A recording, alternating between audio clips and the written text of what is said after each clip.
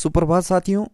उत्तराखंड सामान्य ज्ञान में आप सभी का स्वागत है। आज हम उत्तराखंड के पंवार राजवंश इतिहास का एक पार्ट और उसके जो 60 राजा हुए थे उनके बारे में जानेंगे। ठीक। और पंवार काल में हुए महत्वपूर्ण जो भी परिवर्तन हुए या जो भी नए कार्य हुए और जिस राजा ने जिस तरह का कार्य किया उसके बारे में थोड़ा थोड़ा जानकारी लेंगे, टाइम पीरियड के साथ और राजा के क्रम के अनुसार। बीच में कई राजा ऐसे हैं जिनका नाम और जिक्र कहीं नहीं किया गया है, क्योंकि उनका कार्यकाल कहीं से कहीं तक कुछ उल्लेखनीय नहीं है। ठीक। पर जो उल्लेखनीय और ज़रूरी है उनका वर्णन किया गया है। चलिए शुरू करते हैं पहले राजा से। पंवार राजवंश। पंवार राजवंश का प्रथम राजा है कनकपाल। 888 से 898 तक का इनका कार्यकाल है। धार गुजरात से इनको आया हुआ बताते हैं। ठीक है, तो इसे पंवार वंश का संस्थापक कहा जाता है। धार गुजरात जो वर्तमान मध्य प्रदेश और गुजरात का क्षेत्र आता है। ठीक है, और जो भानु प्रताप थे उस समय कत्यूरी शासक था ये अंतिम। तो इनकी बेटी से इनका विवाह हो जाता है और चांदपुर गढ़ी को अपनी राजधानी बनाता है। ठीक है, कौन? कनकपाल। उनके बाद सोनपाल बनता है, 24वें नंबर का राजा है ये। 1243 से 1250 के बीच इनका शासनकाल है। भिलंग घाटी को इन्होंने राजधानी बनाया और खसों को पराजित किया था सोनपाल ने। ठीक है, इसे अजयपाल का पूर्ववर्ती शासक भी कहा जाता है। जो अजयपाल है 37वें राजा, उसका पूर्ववर्ती राजा। ठीक है, इनने भी जो अपना कार्यकाल बहुत ही अजयपाल का जैसा वर्तमान में हम लोग पढ़ते हैं उस तरह से उन्होंने अपना विस्तार किया था। इनके बाद आता है 28वें राजा लखन देव या लसण देव। ठीक है, 1310 से 1330 का इनका कार्यकाल है। अपने नाम से मुद्रा छापने वाला ये पहले शासक था। ठीक है, इन्होंने अपने नाम के मुद्रा छापे थे। इनकी मुद्रा पुराना दरबार संग्रह में रखी गई है जो टिहरी में है। भिलंग घाटी का पहला स्वतंत्र शासक कहा जाता है लसण देव या लखन देव को। ठीक। इनके बाद 29वां राजा था अनंतपाल द्वितीय, 1333 से 1345 तक। धारसील से इनका अभिलेख मिला है जिसमें भिलंग राजधानी स्थानांतरित करने का उल्लेख मिलता है। तो इससे एक चीज़ पता चलता है कि राजधानी परिवर्तन किया था अनंतपाल द्वितीय ने। ठीक है, भिलंग में। ठीक है, जो भिलंगना का क्षेत्र है, और ये सारा का सारा वर्णन मिलता है धारसील अभिलेख से। ठीक। उसके बाद आता है आसल देव जो 1433 से 1442 तक है। भिलंग से राजधानी वापस चांदपुर गढ़ी लाए थे ये। ठीक है, धारसील ले गए अनंतपाल द्वितीय और वापस लाए थे आसल देव। ठीक है, आसल देव का कार्यकाल 1433 से 1442 तक है। इन्होंने भिलंग से राजधानी चांदपुर लाके पुनः स्थापित किया। फिर आते हैं जगतपाल, ये 34वें राजा हैं। 1444 से 1460 के बीच में देवप्रयाग के रघुनाथ मंदिर से इनका अभिलेख मिला है 1455 का। इसमें इसे रजबार कहा गया है। तो रजबार कहा गया है किसको? जगतपाल के बाद अजयपाल आते हैं, ये 37वें नंबर के राजा हैं। 1490 से 1519 तक इनका शासनकाल है। ये आनंदपाल द्वितीय का पुत्र था अजयपाल। ठीक। 1491 में कीर्तिचंद से युद्ध में हारा। ये कीर्तिचंद कुमाऊं का राजा था। ठीक है, और 1492 में बदला ले लिया और देवघाट को सीमा बनाया। ठीक है, यानी 1492 में 91 में हारा और 92 में ये जीत गया था और इसने देवघाट को सीमा बनाया। 52 गढ़ों को जीतने वाला एकमात्र शासक है अजयपाल। ठीक है, यह सिकंदर लोदी के समकालीन था। तो ये आपका सिकंदर लोदी वंश के टाइम पर है। ठीक है, तो ये किसके समकालीन था? सिकंदर लोदी के। ठीक है, मापन के लिए इसने धूलिपाथा, धर्मपाथा नाम से भी जाना जाता है, व्यवस्था शुरू की गई थी। ठीक है, 1512 में देवलगढ़ और 1517 में श्रीनगर राजधानी स्थापित बनाया इसने। और श्रीनगर को गढ़वाल की राजधानी दिल्ली भी कहा जाता है। ठीक है, गढ़वाल की दिल्ली कहा जाता है श्रीनगर को। क्यों कहा जाता है? क्योंकि जिस तरह दिल्ली में अनेक राजा ने बार बार शासन किया और बार बार परिवर्तन होता रहा, उसी तरह श्रीनगर में राजधानी परिवर्तन होते रहा, पुनः स्थापित करते रहे। इसीलिए इसे गढ़वाल या उत्तराखंड या कुमाऊं या अब उत्तराखंड के इतिहास में दिल्ली कहा जाता है। ठीक है, श्रीनगर को। अगला है कप्पू चौहान। ये उप्पूगढ़ टिहरी का एक मतलब इसको बोलते हैं गढ़पाल था। ठीक है, ये अपने गढ़ में आनंद था। तो यहाँ पर पाल युद्ध करते हैं और इनको जबरदस्ती हार कर हराकर इसका सारा का सारा राजपाट अपने आप ले लेते हैं। माफ कीजिए, थोड़ा सा मैं यहाँ पर लड़खड़ा गया। आपको मैं दोबारा बताता हूँ। जो कप्पू चौहान था ये उपगढ़ का जमींदार था और ये वहाँ पर एक राजा की तरह अपना साम्राज्य देख रहा था। जब 52 गढ़ों को एक साथ मिलाने की बात आई तो उस समय अजय पाल ने इन पे आक्रमण किया और इनको हरा के सारा का सारा अपने में मिला दिया था। कहा जाता है कि कप्पू चौहान जीत गया था, पर उन्हीं के मंत्री ने छल करने की वजह से इन्होंने हार माना। तभी अजय पाल ने इन्हें हराने के बाद भी इनको विजेता ही माना। ठीक, वीर तुम जीते हम हारे, यह अजय पाल ने कप्पू चौहान के लिए कहा था। ठीक है, मैं पशुओं में शेर की तरह व पक्षियों में गरुड़ की तरह हूँ, यह कप्पू चौहान ने कहा था अजय पाल को। इसने केंद्रीय सेना का निर्माण किया था। केंद्रीय सेना मतलब सेंट्रल, मतलब जो अपने राजभवन के आसपास या आंतरिक सुरक्षा के लिए केंद्रीय सेना का गठन किया था अजय पाल ने। अजय पाल के गुरु का नाम था सत्यनाथ। देवलगढ़ में इन्होंने समाधि ली थी। कवि भरत ने अजय पाल को गढ़वाल का युधिष्ठिर कहा। गढ़वाल का अशोक महात्मा व गढ़पाल भी कहा जाता है अजय पाल को। ठीक है, अजय पाल को गढ़वाल का नेपोलियन भी कहा गया है। इसे एक छत्र सम्राट भी कहा गया। गोरखनाथ पंथ का अनुयायी बना था। जब ये अंतिम युद्ध के बाद इन्होंने पूरा का पूरा समाप्त कर दिया तो इनको लगा कि युद्ध में कुछ नहीं लगा, तो इन्होंने गोरखनाथ पंथ को अपना लिया और इसीलिए इन्हें गढ़वाल का अशोक कहा जाता था, क्योंकि उसके बाद इन्होंने युद्ध वगैरह छोड़ दिया था। ठाकुर सूरवीर सिंह के तांत्रिक विद्या ग्रंथ सावरी ग्रंथ में इसे आदिनाथ कहा गया है। तो किसे कहा गया है? अजय पाल को। ठीक है, आदिनाथ कहा गया सावरी ग्रंथ में। ये एक तांत्रिक ग्रंथ है। पंवार वंश का वास्तविक संस्थापक अजय पाल को कहा जाता है। कत्यूरियों का स्वर्ण सिंहासन अजय पाल ने ही छीना था। जात पात व्यवस्था को खत्म करने के लिए सरोल्ला ब्राह्मण की नियुक्ति की थी अजय पाल ने। अजय पाल को बिस्मार्क, कृष्ण, भीम, मानोदय काव्य में कहा गया है। कृष्ण भीम ये मानोदय काव्य में कहा गया और अदर में इनको बिस्मार्क कहा गया, कुबेर कहा गया है, इंद्र कहा गया है, अशोक तो कहा गया है और इसी के साथ पूर्वादेव भी कहा गया है। ठीक है, इतने सारे नाम है, याद रखने से। कनकपाल का गोत्र शौनक गोत्र का था। जो कनकपाल थे ये शौनक गोत्र से। इनके बाद आता है 38वें राजा कल्याण पाल या कल्याण शाह का। ठीक है, 1519 से 1528 तक का इनका शासनकाल रहता है। वंशावलियों में शाह की उपाधि धारण करने वाला पहला शासक है। बलभद्र शाह से पहले शाह की उपाधि धारण करने वाला शासक था कल्याण शाह। ठीक, उसके बाद आता है सुंदरपाल, फिर 39वां 40वां आता है हंसपाल, 41वां आता है विजयपाल। दापा तिब्बत पर आक्रमण करने वाला पहला शासक था ये विजयपाल, लेकिन हार गया था। ठीक है, उसके बाद 42वां शासक आता है सहजपाल। 1547 से 1575 तक का शासनकाल है। ये अकबर के समकालीन थे। ठीक, इसी के काल में अकबर ने गंगा का स्रोत पता करने एक अन्वेषक दल भेजा था। ठीक है, कि सहजपाल के समय अकबर ने जब गंगा का स्रोत पता करने एक दल भेजा था, तब ये गंगा के जो उद्गम क्षेत्र तक का सर्वे किया गया था मुगल काल में। इसे राजनीतिक चतुर और प्रजा को सुख देने वाला शासक कहा गया है। तो ये इंपॉर्टेंट है, राजनीतिक चतुर और प्रजा को सुख देने वाला शासक किसे कहा गया? तो ये कहा गया सहजपाल को। ठीक, अब आता 43वें राजा बलभद्र शाह। 1575 से 1591 तक का इनका शासनकाल रहा। शाह की उपाधि धारण करने वाला पहला जो लगातार रूप है। ठीक है, बलभद्र शाह माना जाता है। अकबर के विद्रोहियों को पकड़कर दिल्ली भेजा और राजदूत भेजने की प्रथा शुरू किया बलभद्र शाह ने। ठीक है, जो अकबर के विद्रोही थे उनको पकड़ के दिल्ली भेजा और राजदूत भेजने की जो प्रथा शुरू किया यहाँ पे गढ़वाल में बलभद्र शाह ने शुरू किया। ठीक है, राम शाह, बलराम शाह, जिनको राम या बलराम शाह दोनों एक ही नाम है, इसका उल्लेख अकबरनामा में है। ठीक है, बलभद्र का नाम राम शाह या बलराम शाह के नाम से है। ठीक, रुद्रचंद से ग्वालदम का युद्ध 1581 में हुआ था। ग्वालदम का युद्ध बलभद्र शाह और रुद्रचंद के बीच में। इसमें रुद्रचंद का सेनापति पुरुषोत्तम पंत मारा गया था।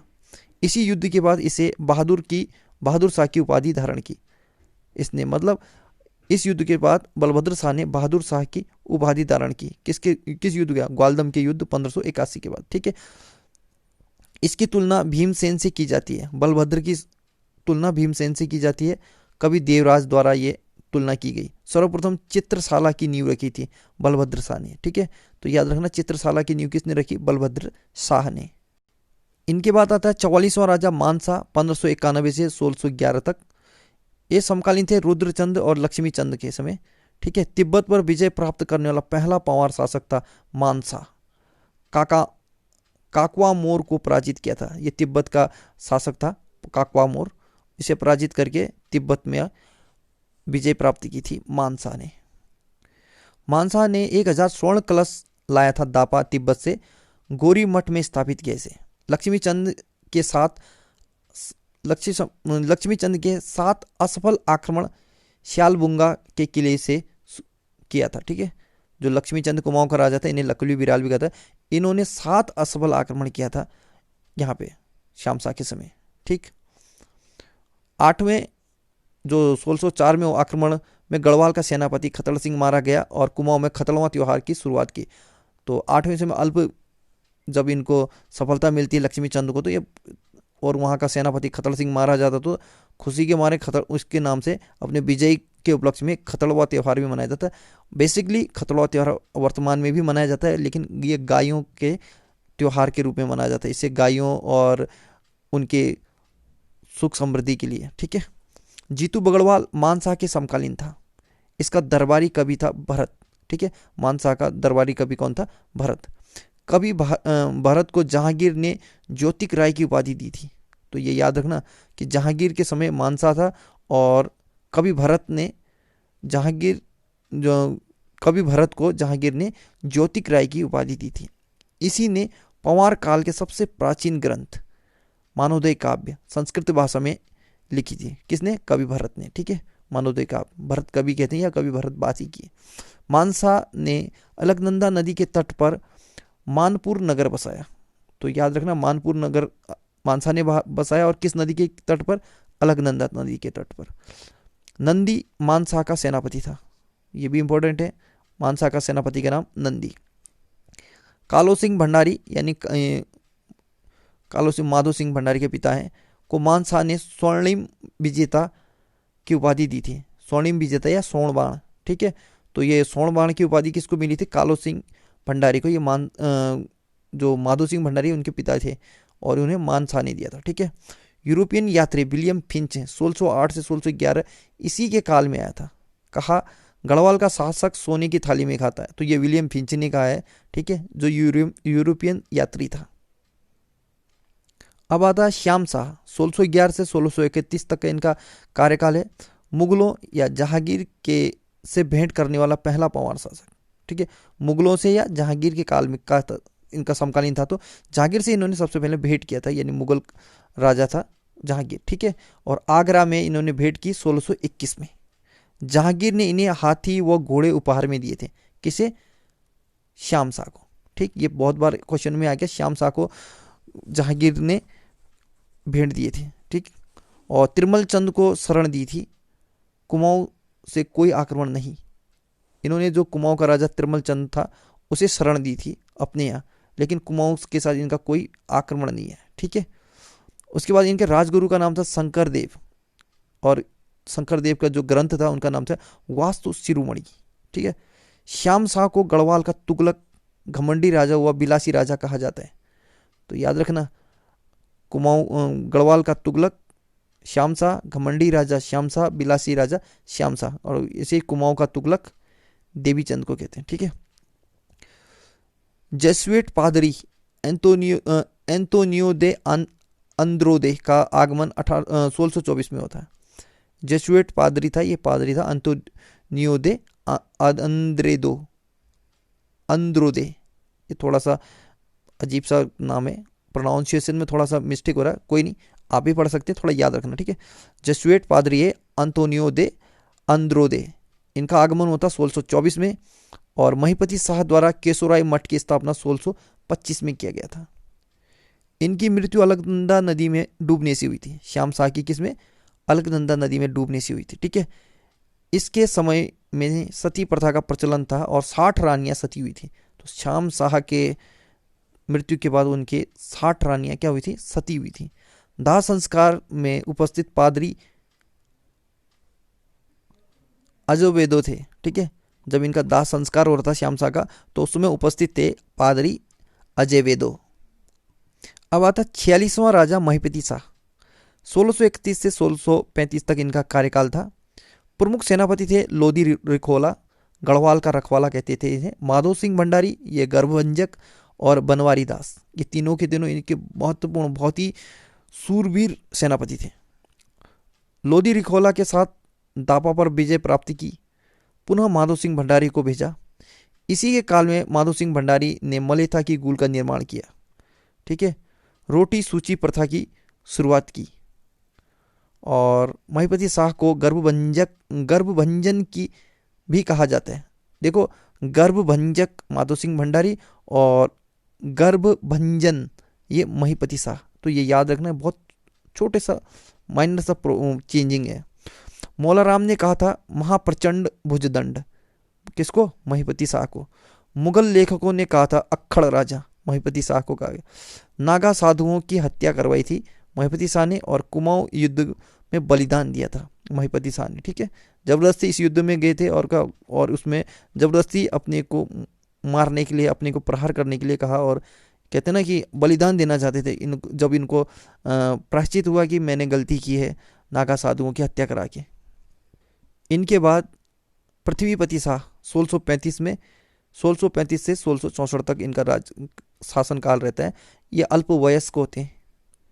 47वां राजा था पृथ्वीपति शाह, उनकी संरक्षिका थी उनकी माँ रानी कर्णावती। 1635 से 1640 तक इनका सहयोग रहता है। नागकटी रानी के नाम से जानी जाती हैं। नवाजत खां को हराया था इन्होंने, ये शाहजहां का सेनापति था। इनकी तुलना रानी दुर्गावती गोलकुंडा से होती है, ठीक है। तो याद रखना, रानी कर्णावती की तुलना किससे की जाती? तो गोलकुंडा की महारानी दुर्गावती से, ठीक है। राजपुर नहर का निर्माण कराया कर्णावती ने, और रानी ने ही देहरादून में करनपुर नामक शहर बसाया। रानी का महल नवादा देहरादून में है, रानी का महल, ठीक है। तुमुल के युद्ध, यानी सतलज नदी के निकट तुमुल के युद्ध में माधो सिंह भंडारी की मृत्यु हुई थी, ठीक है। माधो सिंह की भंडारी की मृत्यु हुई थी तुमुल के युद्ध में। मनधाता प्रकाश से हाटकोटी की संधि 1650 में हुआ था।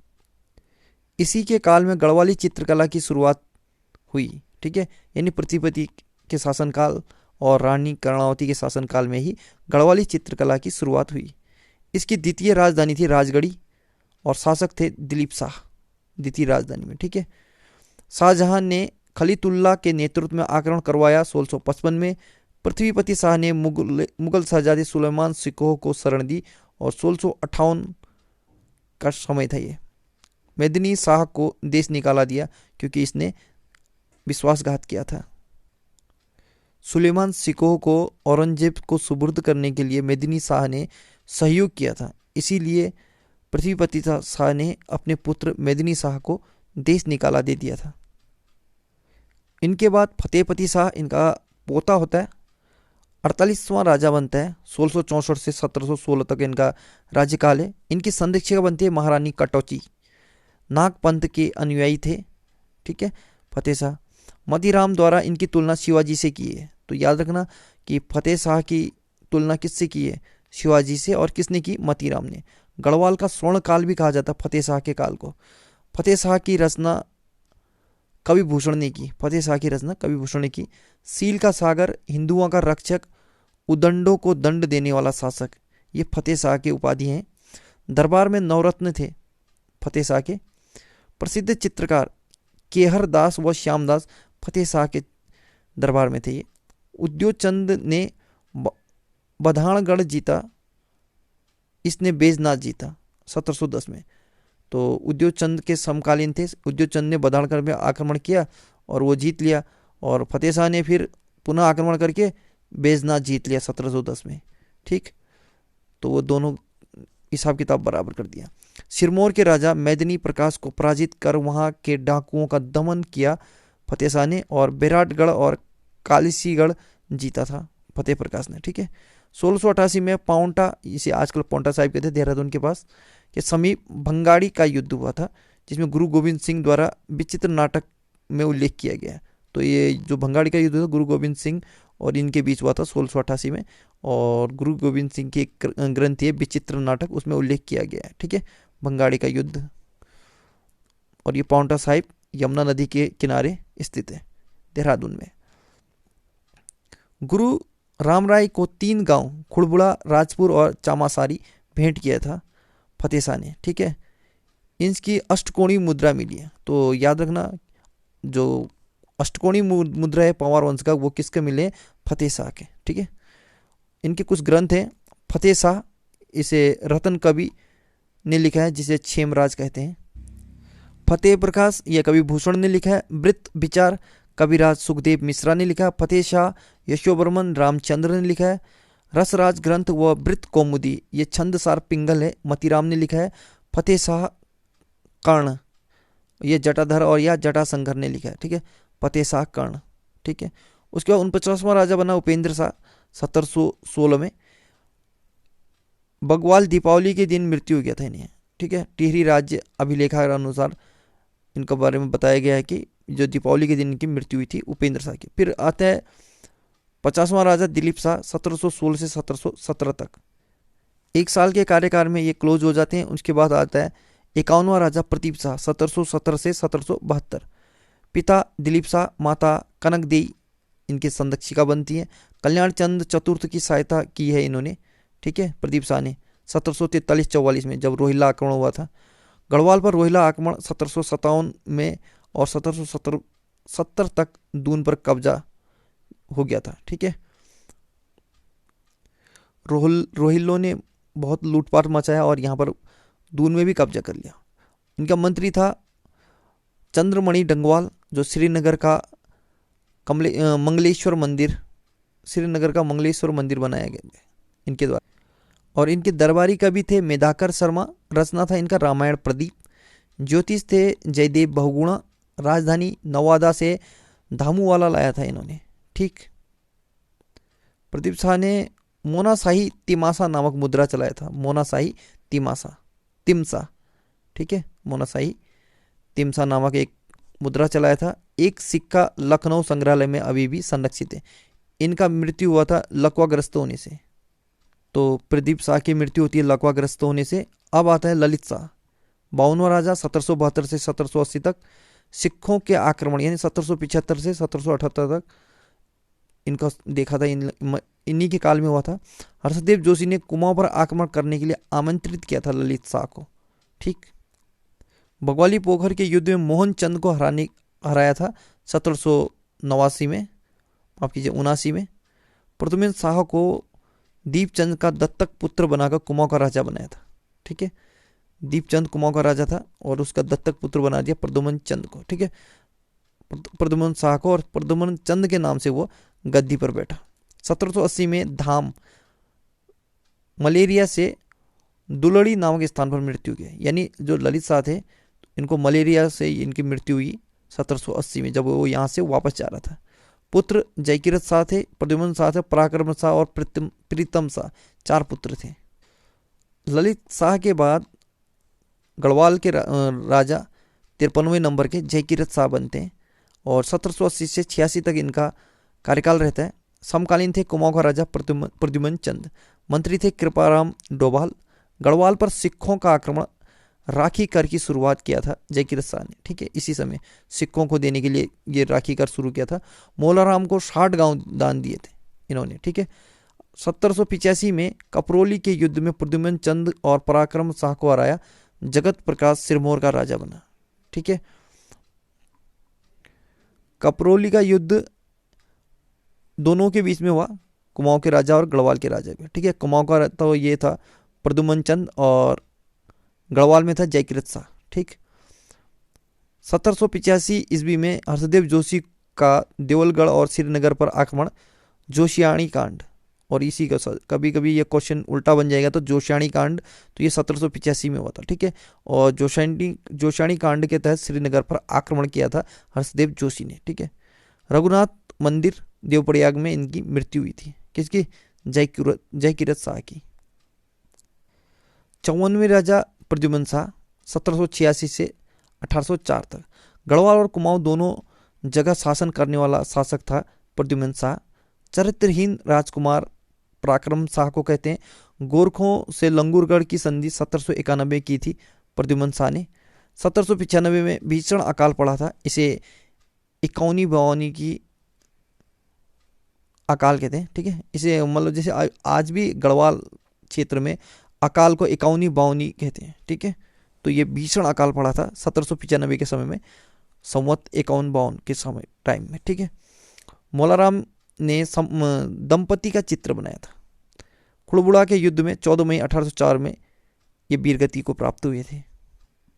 और इसी युद्ध के बाद गढ़वाल में पवार राजवंश समाप्त हो जाता और कुमाऊं और गढ़वाल दोनों में गोरखा आ गए, क्योंकि 1790 के आसपास में इधर आ जाते हैं कुमाऊं में, और 1791 में हारने के बाद 1804 में पूरी तरह से गढ़वाल में भी गोरखे काबिज हो जाते हैं। ठीक है, उनका शासन यहाँ तक संपन्न हो जाता है। अब ये 55वें राजा सुदर्शन शाह पूछा गया था। ये 1815 से 1859 तक इनका शासनकाल है।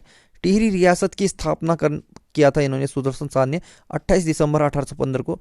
टिहरी के राजा के रूप में मान्यता 4 मार्च 1820 को मिली थी इन्हें। 1823 में टिहरी का पहला भूमि बंदोबस्त कराया था सुदर्शन शाह ने। रवाई परगना टिहरी में शामिल 1824 में किया था। 1848 में टिहरी राजभवन पुराना दरबार का निर्माण कराया था सुदर्शन शाह ने। उसके बाद राजकवि हरिदत्त शर्मा और गुमानी पंत को शरण दिया था सुदर्शन शाह ने।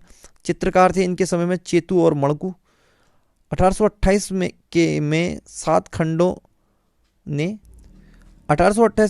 खंडों में सभासार ग्रंथ की रचना की थी सुदर्शन शाह ने, और ये ब्रिज भाषा में लिखा था।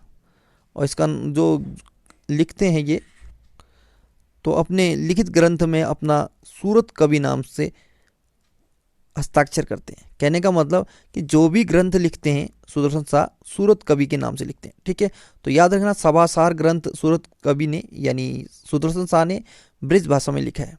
जौनसार में मोड़ मेले की शुरुआत सुदर्शन शाह ने किया था। 1840 में बिल्सन को भूमि पट्टे पर दी 4000 रुपये सालाना के रूप में।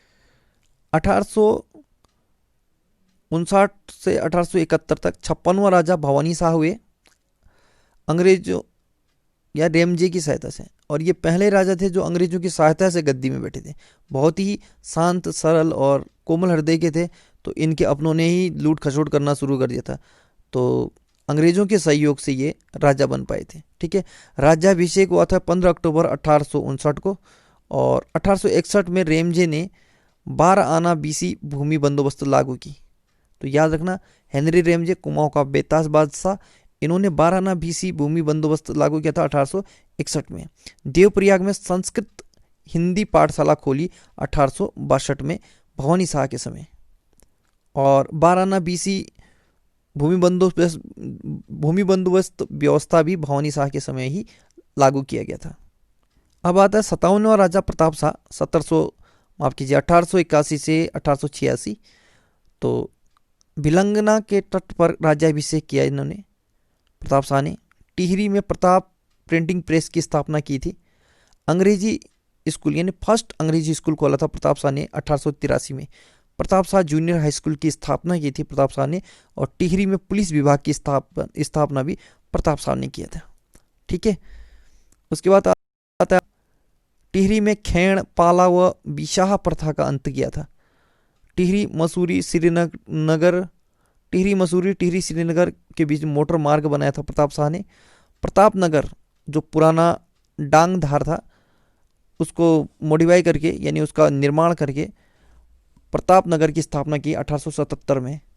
और जो प्रतापनगर है ये जलकुर नदी के तट पर है। टिहरी में पहला खैराती दवाखाना खोला था प्रताप शाह ने। ठीक है, और टिहरी को 22 पट्टियों में विभाजित किया था प्रताप शाह ने। मजदूरों से संबंधित डांडक विद्रोह भी प्रताप शाह के काल में हुआ था। इनके पुत्र थे कीर्ति शाह, विचित्र शाह और सुरेंद्र शाह। 58वां राजा कीर्ति शाह 1887 से 1913 तक इनका कार्यकाल है। संरक्षिका थी इनका माता गुलेरिया, ये अल्पवयस्क बने थे राजा। शिक्षा इन्होंने मेयो कॉलेज अजमेर से प्राप्त की थी। तारादत्त गेरोला इनके वकील और कानूनी सलाहकार थे इनके काल में। नेपाल के राजा जंग बहादुर की पुत्री से इनका विवाह हुआ था। टिहरी में प्रताप हाई स्कूल की स्थापना 1891 में इन्होंने की थी। इससे पहले जूनियर हाई स्कूल था टिहरी में, ठीक है। उसके बाद स्वामी राम तीर्थ का टिहरी आगमन इन्हीं के काल में हुआ था। 1902 में राजा ने इन्हें जापान भेजा था अपना राजदूत बना के। राम तीर्थ के लिए बनाया गया भवन गोलकोठी कहलाता है। स्वामी राम तीर्थ के लिए इन्होंने एक भवन बनाया था, उसका नाम दिया गोलकोठी। स्वामी राम तीर्थ की जल समाधि 1906 में भिलंगना नदी में हुई थी, ठीक। अंग्रेज गवर्नर जनरल ने राजा कीर्ति शाह की तारीफ की थी और कहा था कि दूसरे राजाओं को आदर्श बनाने को कहा, ठीक है। उन्होंने ये कहा था कि अन्य जो राजा हैं उनको भी कीर्ति शाह जैसा राजा होना चाहिए। टिहरी में बिजली कीर्ति शाह के समय लाया गया था और हिंदी टाइपराइटर का आविष्कारक भी कीर्ति शाह है, ठीक है।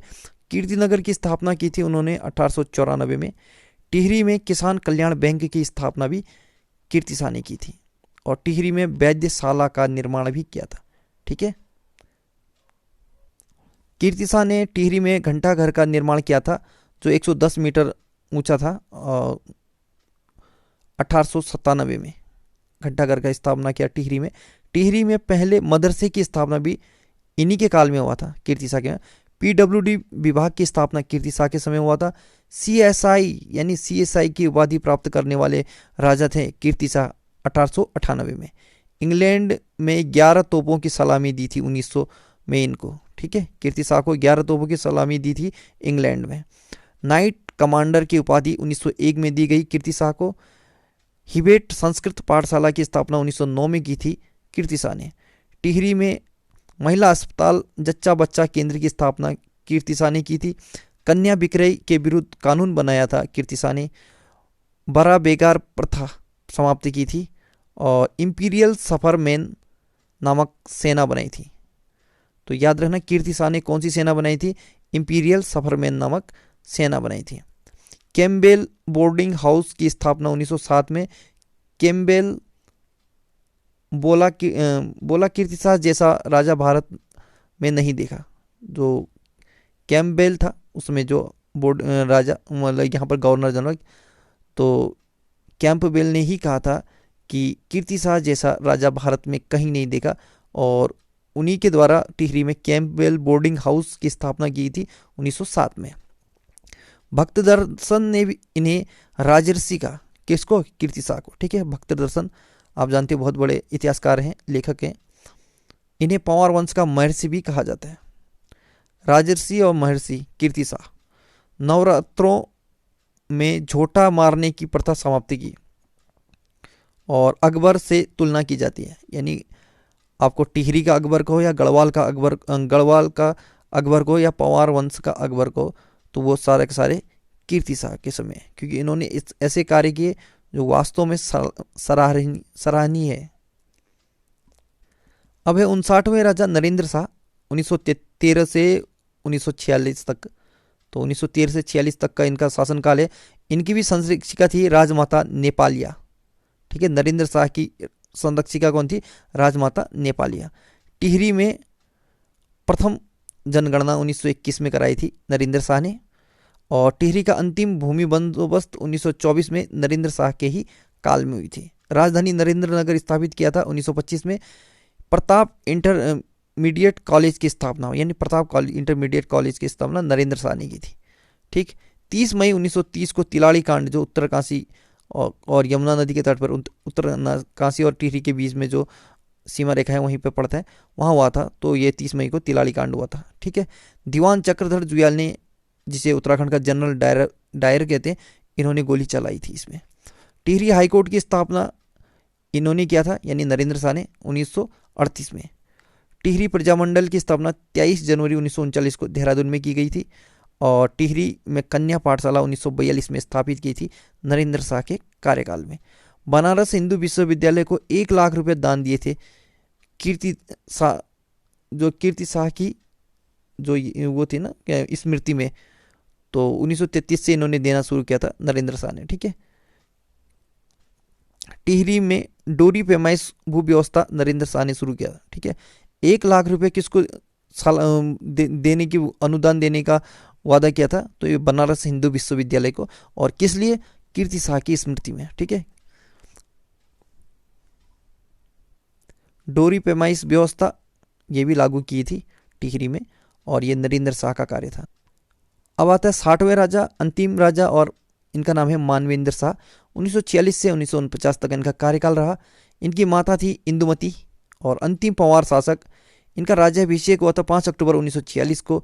सकलाना विद्रोह 1947 को हुआ था। कीर्तिनगर विद्रोह 1948 में होता है। इन्हीं के काल में टिहरी में शांति रक्षा अधिनियम 1948 में लागू किया था मानवेंद्र शाह ने। टिहरी में शांति रक्षा अधिनियम, इंपोर्टेंट लाइन है, 1948 में टिहरी में पारित किया था मानवेंद्र शाह ने। 1 अगस्त 1949 में टिहरी संयुक्त प्रांत का 50वां जिला बना, और मानवेंद्र शाह की मृत्यु 5 जनवरी 2007 को हुई। तो साथियों, पंवार वंश का ये राजाओं का और उनके कार्यों का वर्णन, जो एक संक्षिप्त विवरण था, पूरा होता है। अब अगला हमारा जो आएगा वो है चंद वंश। ठीक है, तब तक के लिए गुड लक, पढ़ते रहिए, मेहनत करते रहिए। और ये अभी जिनका 10 तारीख को एग्ज़ाम है आबकारी और प्रवर्तन सिपाही का, वो लोग अपने रट के जाइए और अच्छे से पढ़ के जाइए, ताकि आपको एक छोटे से क्वेश्चन के लिए भी परेशानी का सामना न करना पड़े। ठीक है, आपका दिन शुभ हो, और अनुरोध करता हूँ कि आपको अच्छा लगा होगा और लगेगा, और अपने दोस्तों को भी शेयर करेंगे आप। ठीक है, गुड लक।